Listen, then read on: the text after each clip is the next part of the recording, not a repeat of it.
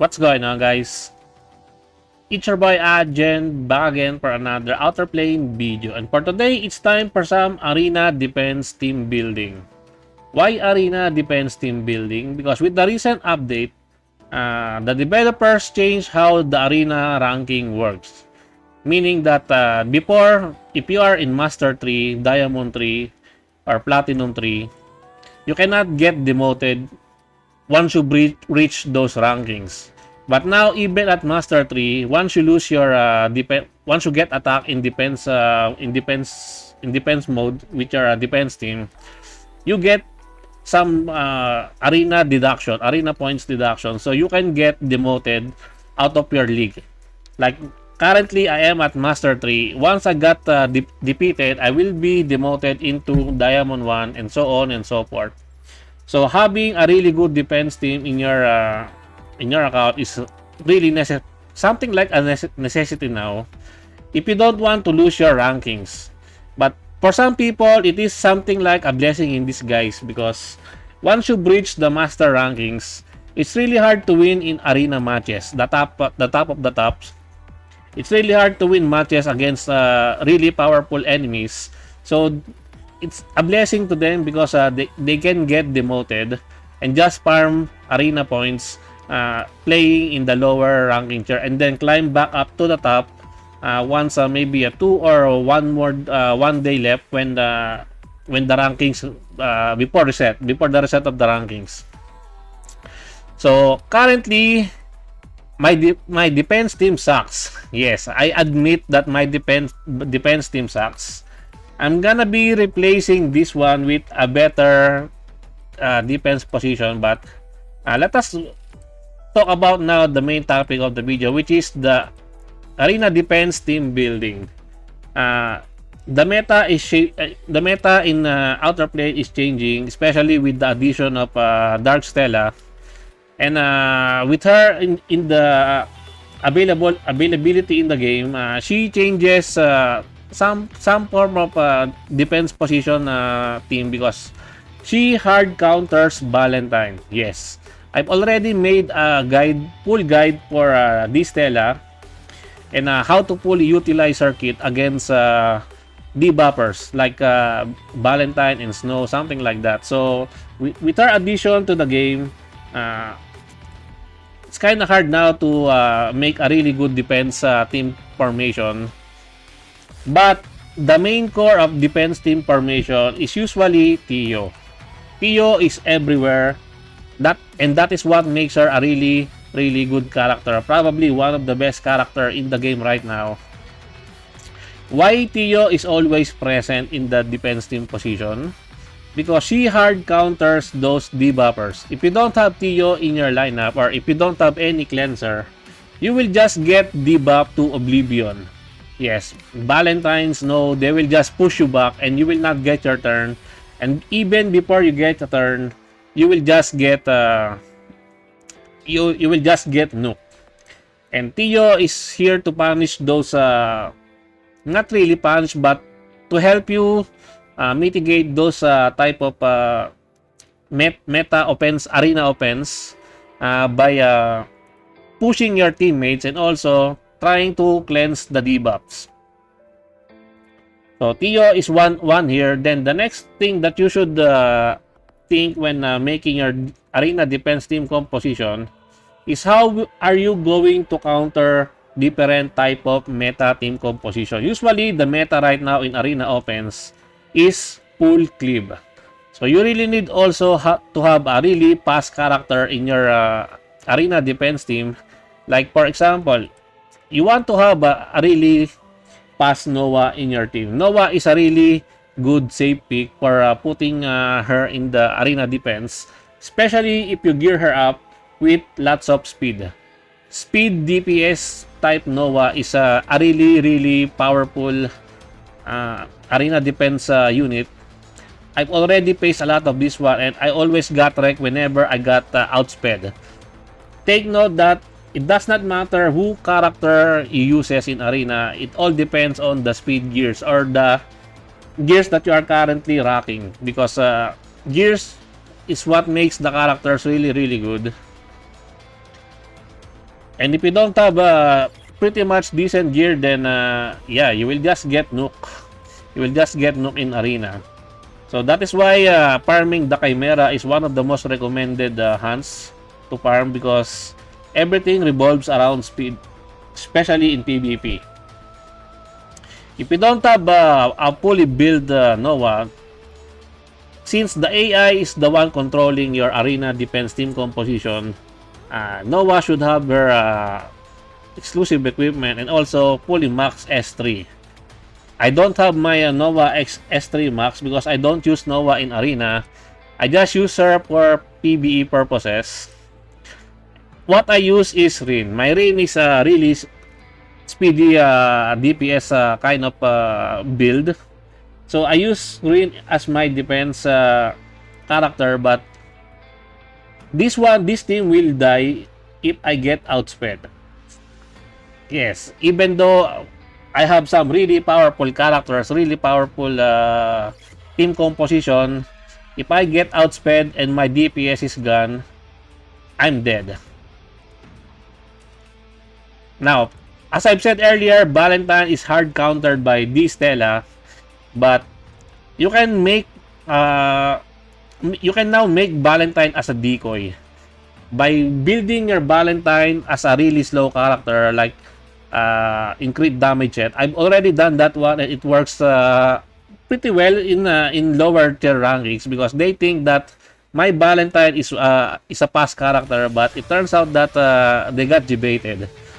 Yes, because if they saw some Valentine in the defense team position, they will just put their Dela in their offensive, and then usually their Dela is slow, because they think that they will just counter Valentine when Valentine takes the turn, right, in the very first turn. But if you build your Valentine a really slow DPS character, you can debate a lot of characters with this one, and then you will just be nuking them with your main DPS, which is Rin or Nova or something like that. Right now, I'm using Cindy here because she is my best opener in my arsenal. Attack buff and accuracy buff is really powerful, especially if you can pull it off.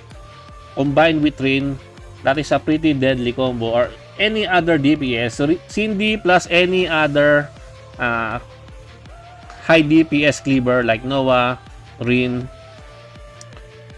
they make a perfect combo, especially by one-shotting the enemy.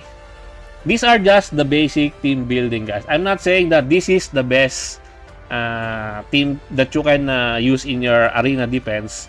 I'm just giving you the basics and the example and the explanation why you can use this type of characters here. Now, you can opt to use a Bruiser type arena defense team composition. That one includes a really geared, well-geared, and some transcended Dela, and also the normal Stella, which is pretty much very rare because she does not have her own banner, and you can only get her as a chance, as an off banner chance when you try to pull her on the standard banner or even in the other banners. But yeah, if you have the normal Dela, she probably works pretty well alongside the regular the Demiurge Dela, and then regular Stella, plus put in a really Bruiser, a really good Bruiser Veronica here. Veronica is also pretty common in arena defense because of she's very tanky. She deals pretty good damage, especially if you build her if you have her exclusive equipment. Right now I have her exclusive equipment already. And this is my Veronica. It's not the best. It's not it's just decent. It's not good. But I don't have really that much spare gear to give my Veronica as of now, because gear farming is also pretty much hell in this game. And then you might even want to put in ID tiers. This is a pretty common what do you call this, a Bruiser team. You might want to leave this Stella here because people can be stupid, people can be wise. So if they see a Dela here, they can still use Valentine, but they don't want to use the S3 of Valentine. They can still use Valentine's S1 for that one. That is one of the disadvantage of putting this Stella here. So if you're not confident of how strong your this Stella is, then do not put her in the arena defense team composition. She will just get wrecked by a lot of cleavers. And that is her main weakness.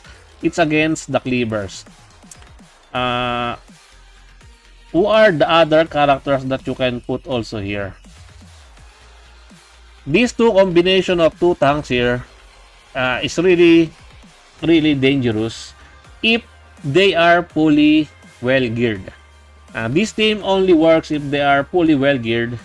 If you just have a pretty mediocre gear, then just don't think about this one. Maybe in the lower tier rankings, this one will work. But in high tier ranking PvP, master and above, I don't think this type of team combination will work. It's usually the speed meta, and that's just the way it is. Another really powerful speed composition in the arena meta is something like this.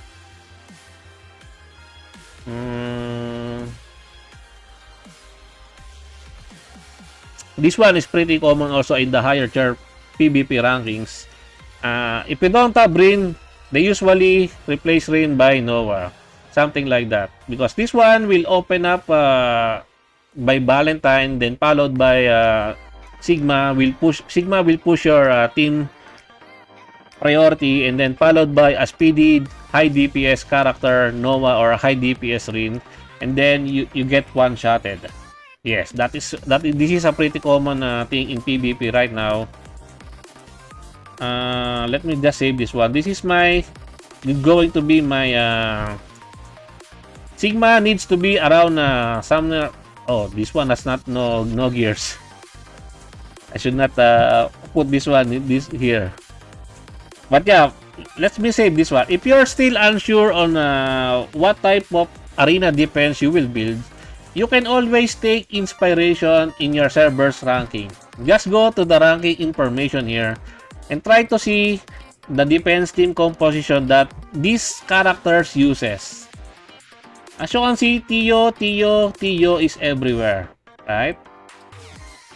Tio is everywhere. That is how powerful she is. I think these Valentines here are somewhat slow Valentine because of the current meta that Dela has. The Dela has done in the game right now. They are just bait, in my honest opinion. Probably they are bait. They are slow Veronica. Just to bait other character to try and use their Dela here. See, this one is pretty good with Sigma. As you can see, Sigma is somewhat underrated. I'm gonna be making a showcase about her and tell you why she is not underrated. Why Sigma is top tier character. Well, anyway guys, I think that's it for me for today. I hope you enjoyed this video. Please leave a like and subscribe. I would really appreciate it if you could help me grow my channel more. And thank you to everyone who are supporting my channel. I appreciate every one of you. Until next time, peace.